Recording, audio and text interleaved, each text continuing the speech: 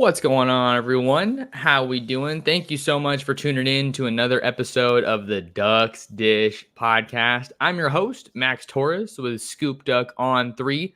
Glad to have you guys along for another episode of the pod. It is Monday, September 23rd, 2024, and we are coming at you with another edition of the Oregon Football Mailbag, Monday Mailbag with my guy, Travis Rookley from Scoop Duck, and it's going to be a fun show. Really like doing these. Ducks are coming off of a bye. UCLA looms this coming weekend. I plan to be out there at the Rose Bowl to cover that one, so super excited to get to see this team with my own two eyes and in person. But yeah, Travis, how you doing, man? How was your weekend? Good to see you. Yeah, you too, man. Good to be back after a little hiatus. Had to run a little high school homecoming dance last week, so a little caught up with some other business, but smart of me to schedule it during the bye week. And yeah, I'll see you, hopefully see you down at the game this weekend. We fly down Friday, so we'll be down there at the Rose Bowl. Awesome. Yeah, maybe we can meet for the first time. I don't know if you guys knew this, but Travis and I have never actually met, so that would definitely be super cool. But if not, maybe once I come up for the Ohio State game, I know you'll be in town for that one. Oh, yeah. Let's see what we have here. Well, yeah, so just so you guys know, in case you're new to the Mailbag podcast, I usually put out a post on our message boards over at Scoop Duck asking for questions on Sunday. So we usually prioritize the Scoop Duck subscribers, but I also put out a tweet over on Twitter/X and asked for mailbag questions over there. And we got a couple of good ones today that I want to get to, but you guys can also ask questions, here in the live chat. And we'll do our best to get to them. If you want to make sure we get to them, you can do a super chat, but no pressure at all over there. So last little reminder here, like, comment, and subscribe if you guys haven't already. I want to keep growing this channel, keep growing our community, and it's been a fun season so far. Been a weird season, but it's been a good season. Ducks are 3-0, and we got plenty to talk about. For sure.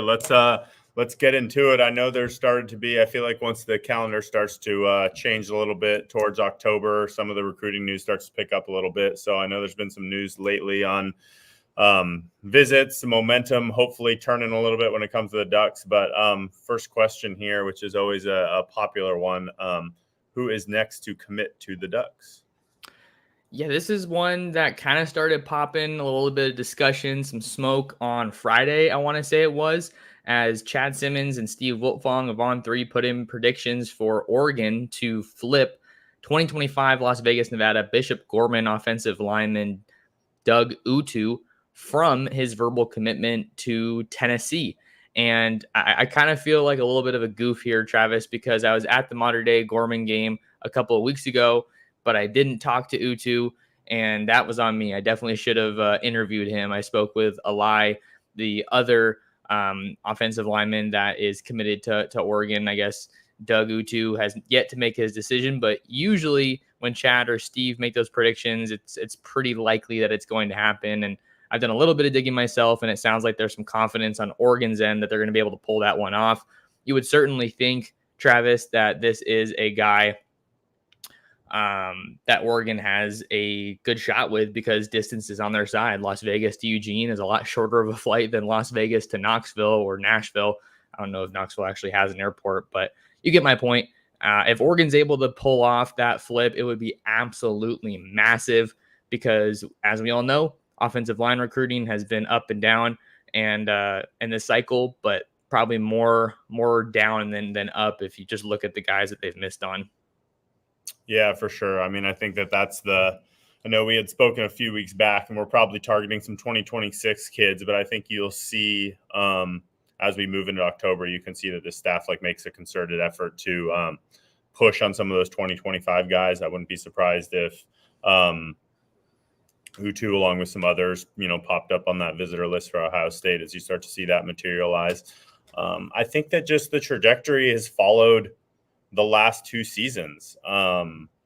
This kind of July peak with a little bit of a lull after has become kind of commonplace for the way that Lanning and Marshall and those guys have run things. But I think as you head into that big weekend and then a couple other big weekends later in the year, you'll start to see this staff push on some priority targets. So I think the biggest thing for Duck fans, I would just pay very close attention to kind of who's visiting. I think that oftentimes when you get to this time in the year, this staff isn't going to spend those kind of resources, especially when they're already focusing on a lot of 2026 guys towards, guys that aren't takes or guys that are lukewarm on. And I think you're really going to see that board start to like shrink and some of those names start to pop to the front of the line of who we're really going to, go all in on. And I think Utu is certainly one of those guys.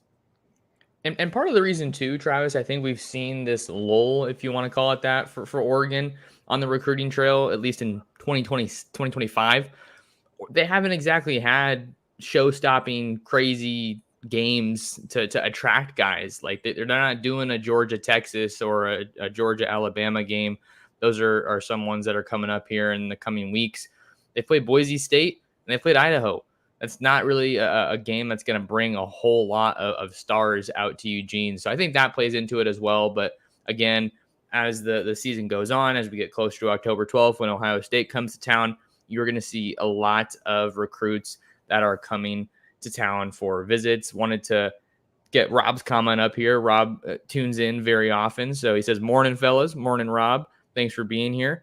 And he also said, "Drink." Max said, "Flip." We'll see. We'll see if it happens. But as of right now, based on what's out there and what I've been able to gather, it seems like Doug Utu is probably the guy that you're keeping your closest eye on to become a Duck in the near future. Yeah, and I think that like with that point I think that Oregon has the luxury with a lot of confidence around the team, the roster, everything we have. Where like I think things would be different if this staff didn't expect us to have a really big year. I think then at that point, you're maybe trying to get a few more people in the boat early.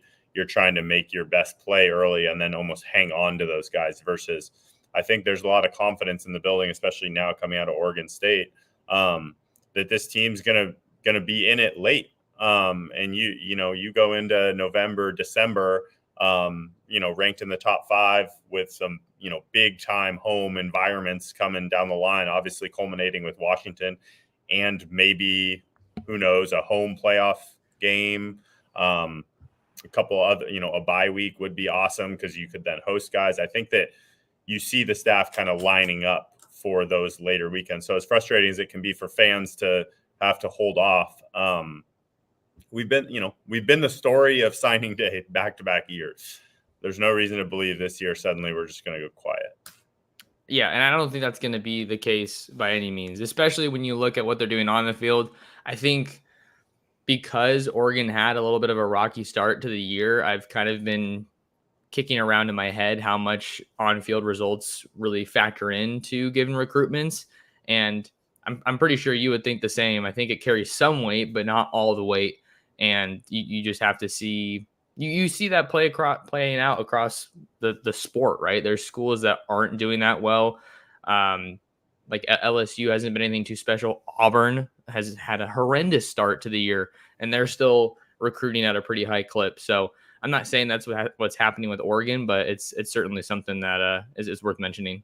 For sure. Yeah, I mean, on that same note, we did get a Twitter question come in, which I think is pretty pertinent to this, and then maybe move into some of the conversation about the roster next year because it obviously applies to that. If you could flip one commit out there to the Ducks, which one would it be and why? Okay, before we answer this, can we have the same guy or should we push ourselves and do different people? I feel like we might end up with the same position group, but we'll pick different guys. You take one, I'll have a couple ready. Okay, I'm gonna do.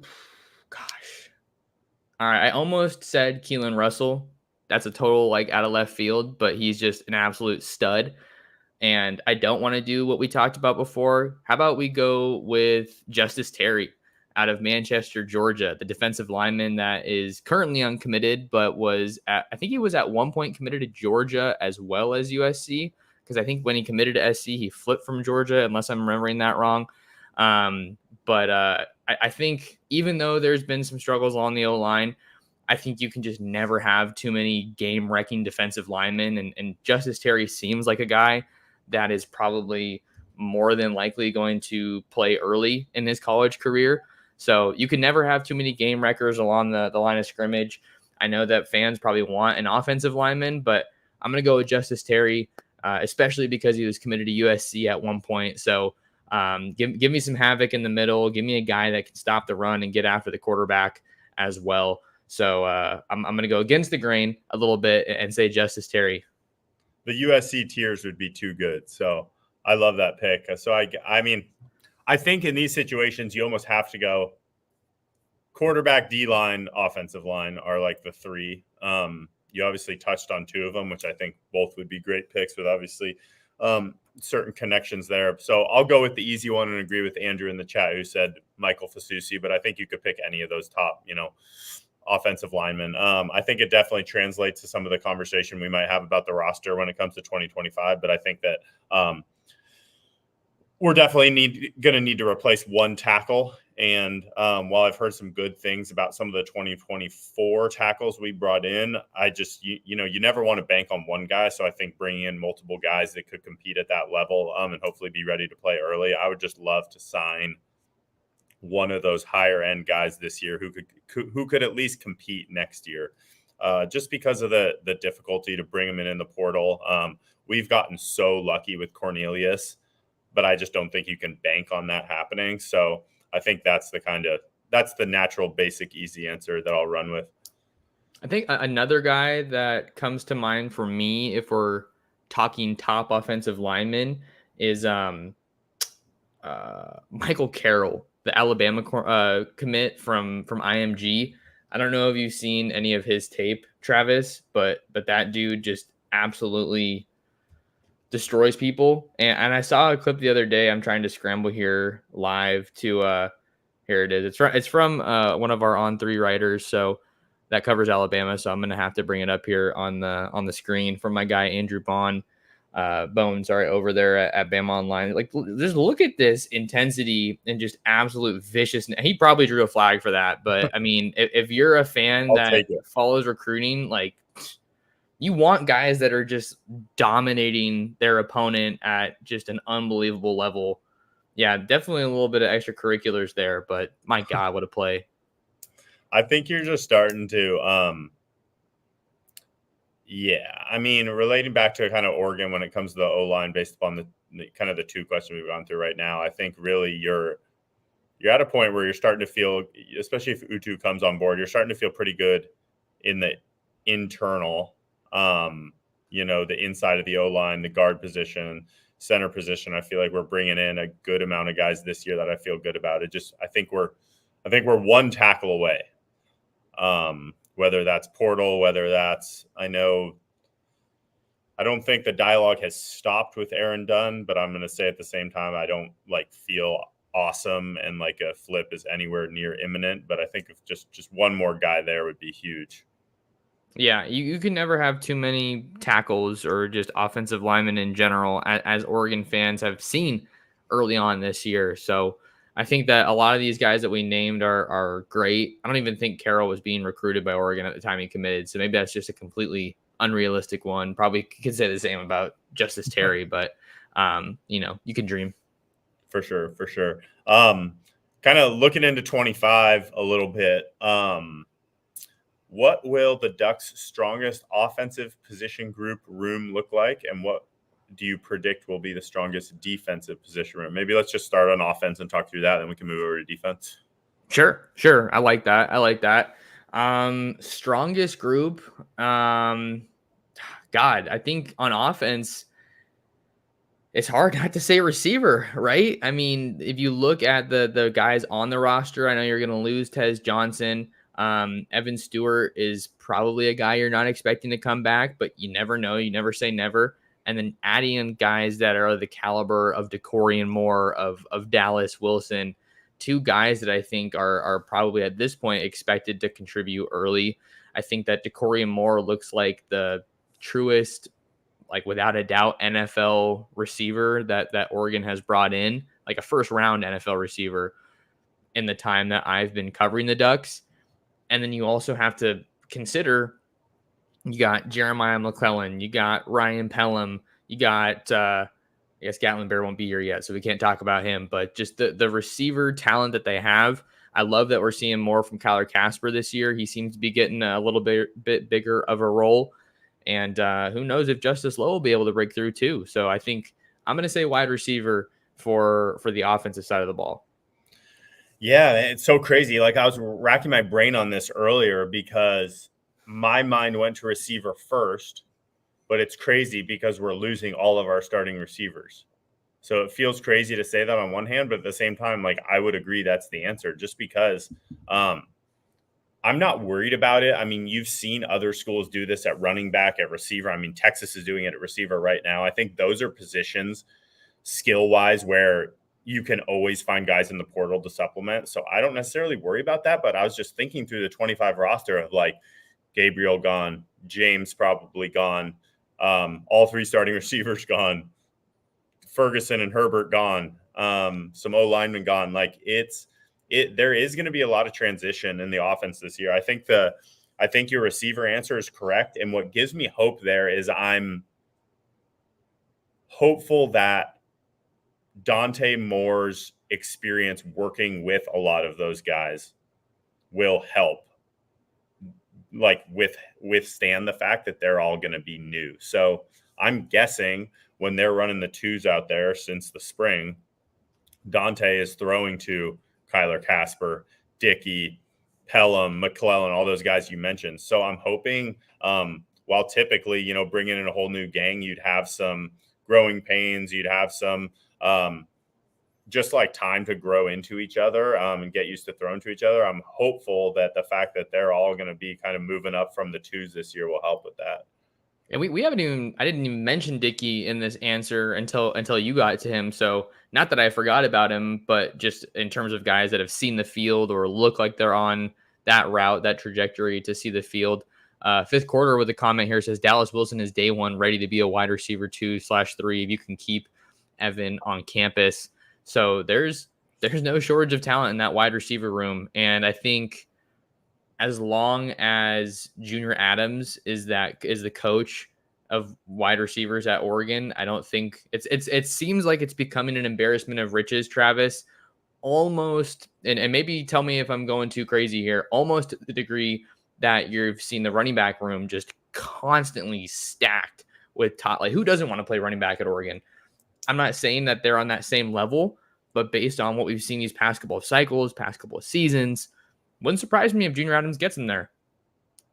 Yeah, for sure. And I mean, the second part of that question is the answer about Evan Stewart. If you can keep Evan on campus, I don't have a ton of optimism when it comes to Evan specifically, but I do think similar to this year, you're going to see a big push from the staff along with the resources that your Division Streets, your Ducks Risings can provide to try to keep some of these guys. I mean, last year, like some of these schools were super, super explicit in terms of like literally having like spot funds out there to bring back certain players. They're like, hey, we want to get this guy to return. Like, here's how much we need to get him to return. Having been on the periphery of some of these conversations, I think you'll start to see some guys get targeted at Oregon. And honestly, it's like, I think there's some misconceptions out there about what Phil Knight dips his toes into and what he doesn't. But I think you'll see opportunities for Oregon fans to step up and like actually have an opportunity to help bring back some of these guys that are going to be like key parts to next year. Yeah, and the other last thing we'll talk about with the offensive side, then we got to hop over to the defensive side. Two quick notes. We haven't even talked about Gary Bryant Jr. He is a junior, and we haven't seen him yet this year. I know he's been dealing with a hamstring injury, so those are definitely the types of injuries that can kind of linger and stick around a little bit. So who even knows what's going to happen with him? And the to the point about getting guys to come back, can you imagine what Oregon's tight end room would look like if Terrence Ferguson didn't come back this year? And that's not to say that they don't have good guys in that room, Patrick Herbert and Kenyon Sadiq, but just from a proven commodity standpoint, I think you're not feeling as confident about this Oregon offense as a whole this year if you don't have Ferg back.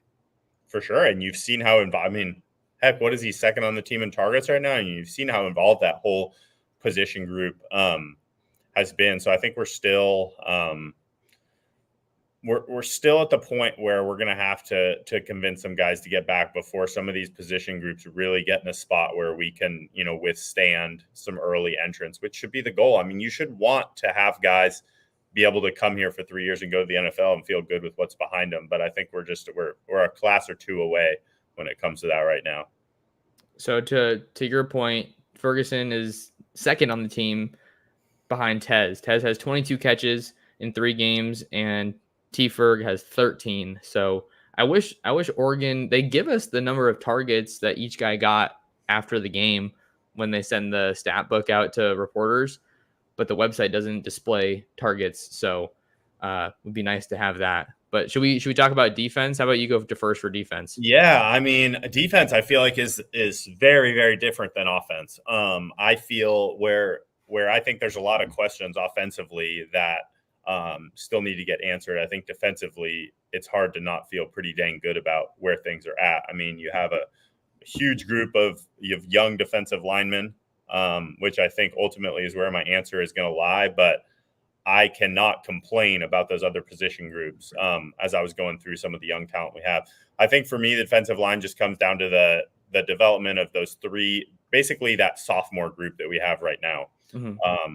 I think the strides you've seen from a guy like Amari Washington have been huge. I think he has a possibility to have a massive year next year as like the guy and probably be an NFL guy after that year. I think you combine him with your Mateo, Purchase, Tuioti combo on the edge, and I think you'll continue to see that group get supplemented if you can, similar to a Derek Harmon this year. But either way, I mean, it's hard not to feel great about where that room is. Yeah, I think I think D line is the fairly obvious answer, just because you're losing a couple linebackers, or at least you expect to lose, right? I don't even think Bossa and Jacobs can come back. But you're losing some key guys at linebacker, and the rest of that room is pretty unproven. But when you look at the caliber that Oregon has recruited defensive linemen, and some of the guys you didn't even mention, what about Jericho Johnson? What is he going to look like? He was an All-American coming out. Also, Aiden Breland, Elijah Rushing. We haven't really seen Elijah Rushing yet at all, so you can't forget about him. I don't know if you mentioned Terrence Green or Michael Gardner. Someone who we've kind of sneakily been seeing a pretty good sample size of is Jaden Moore. Yep. So we've seen more Jaden Moore, but less of Blake Purchase, which is just kind of an interesting observation through 3 games here. The other group that kind of came to mind for me was corner, Travis, because I mean, that safety, not that there's not talent there, but from a proven commodity standpoint or a depth standpoint, you definitely don't feel the best about safety. But corner, you've got so many guys that haven't really seen very much playing time. Like even look like right now, like Jaleel Florence, like we have to see what's going on with him, if he's going to be back for another season. Dakota Fields, Ifeoma Badegwu are a couple guys that come to mind. Sione Laulea has seen the field and got a PBU against Oregon State. So I don't know, man. You've got some really good depth there, but obviously the Ducks are looking to build that out even more here in the 2025 class. But I think that defensive line is probably the pretty clear consensus there. Yeah, I mean, just the depth there is crazy. I mean, those guys you mentioned were not even like on my radar as I was thinking through the names. But I think cornerback was definitely going to be my other answer too. I think you'll start to see hopefully some of those younger guys get some run this year. And I think that room's in a great spot next year. Heck, even, I mean, I think the top end talent this year isn't quite there, but moving forward, I feel great about safety. And I haven't said that in a long time. So I think defensively is a little more of a sure thing than when it comes to offense, but I trust the staff to figure out those offensive pieces.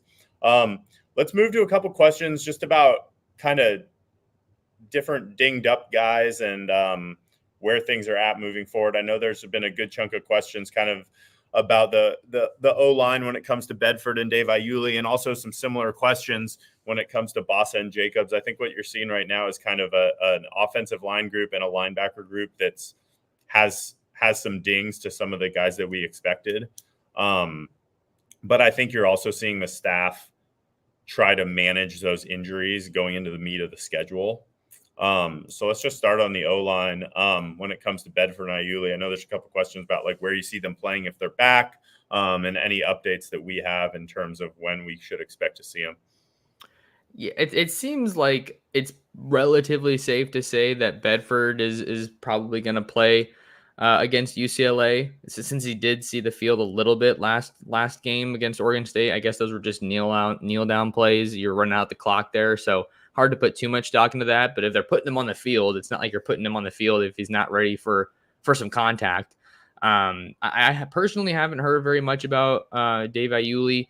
I think that they're both valuable pieces to Oregon's offensive line. For Elite Terry, you're going to see Bedford when he comes back. I wouldn't be surprised if he's maybe rotated in. I don't think you want to rush him into starting and a heavy snap count if you don't need him to. And that's to your point about just how the staff has been managing injuries and not trying to get these guys to dive in to the deep end head first if they don't need to. So right now you have a good thing going with your starting five, assuming that they trot out that same starting five against UCLA, right? With Connerly, Strother, Poncho, Harper, and Ajani. And then maybe you can kind of work Bedford and Iuli in. You'd probably like to see a little bit of a guy like George Silva if you can. I know he's one of the older players on this roster, even though he isn't crazy experienced. This is a guy who has a really heavy basketball background before he ended up at Oregon. That's definitely someone that I think Adrian Clem kind of found as a gem in the JUCO ranks, but he's someone to watch. Kavika Rogers as well. So I think that that you feel good about Oregon's offensive line once you can get Bedford and Iuli back healthy. And I think that you're probably feeling more confident about seeing Bedford sooner than Iuli. But personally, I just haven't heard very much about Iuli, so I might have to make some calls on that one. Yeah, and I think the only thing I'd add when it comes to that is I think that the one piece about Bedford that's not being discussed a whole ton is I think you'll see him at guard, but I think his experience at tackle is not a zero in terms of why we brought him in. So I think the last thing we would want to happen right now is you rush back Bedford while the interior is, fine for now. Just to see him go down. And then he's probably our third tackle. He's played tackle at Indiana. He started a lot of games there at tackle. I think he's better at guard, but I think just because of our tackle depth, he's probably our third tackle. So I think that where I agree with the staff and the management plan here is he needs to be fully healthy before he plays, because the last thing we need is to hurt our tackle depth. And if it just so happens that a Connerly or Cornelius needs to miss a game later on in the year, maybe they get dinged up, maybe it's a game we think we can win with Bedford at right tackle or something, like we hope to be able to do that. So I think that puts all the onus on, like, let's make sure he's 100% before we're putting him out there. Because right now, the way that Strother, Harper, and Poncho are playing as a three, obviously you saw us have some success last game, and there's no reason why we shouldn't be able to, win the next two games with that trio. No reason to rush Matthew Bedford back, but you know where you do need to rush? How about Ranchito Grill in Springfield? Want to give a quick shout out to one of our sponsors here on the show. Not sure what your dinner plans are for tonight, but head on over to Ranchito at 1537 Mohawk Boulevard. Try their homemade tortillas, and they got a great environment, great food, and they will take care of you. Say what's up to my guy Ruben and let him know that Max Torres sent you. Got a couple more minutes here, Travis, maybe another question or two, but want to let you take this one away. Yeah, just let's just finish up kind of the defensive side of that conversation. I know similarly, obviously, Jeffrey Bassa and Justin Jacobs snaps have been a little bit limited when it comes. And I think that it's an opportunity both to touch on some of those similar things we just talked about with the O-line, but also just, I think part of the reason those guys haven't played a ton is that they're dinged up. I think the other reason is the play of Devin Jackson and Bryce Betcher has been, to me, the surprise of the season. So I think that similarly, from what I've heard, I think you'll see Bassa and Jacobs, once again, just like slowly worked back into things. If this UCLA game is close in the second half, it's not because Bossa and Jacobs didn't play. There's far other things that went wrong than those dudes. So I just think it's a staff that's getting, especially Devin Jackson, up to speed, and you see the success that he's had. But Bossa and Jacobs, I mean, you need those guys for Ohio State. You need them for Michigan. You need them for Wisconsin. You need them for the playoff. There's no reason to go run them out there for 50 snaps this weekend. And the thing that I'm curious about, depending on how banged up they are, like, is there a potential for Betcher and Jackson to just be playing better football, and then they just have a stronghold on those spots? I don't think that's likely, but how encouraging would there? Maybe that wouldn't be encouraging. I don't know. If those guys are playing well enough to be your starters, I don't know, to beat out Bossa and Jacobs. I'm not saying that's what's happening, but they've been playing some really good ball. Bryce Betcher plays like his hair's on fire. You need that. Devin Jackson just flies all over the field. I love watching that guy play. Seems like stock is way up on him. But yeah, it's kind of the same deal with Bedford. I feel like, you don't want to rush him back unless you actually need him. And I think you should be all right against UCLA this weekend based on how their offenses looked. Yeah, and just to quickly close, I mean, that to me, that would be welcome. I mean, if Devin Jackson is your best linebacker, sign me up. I mean, that guy, like, skill-wise, has every trait imaginable. I mean, that guy's one of the fastest players on our roster at, 6'3", probably 220, 230. I mean, he's your ideal everything traits-wise for a linebacker. So the more he can rep out and play and get experience, I am all for it, because I see that guy as like a huge piece moving forward.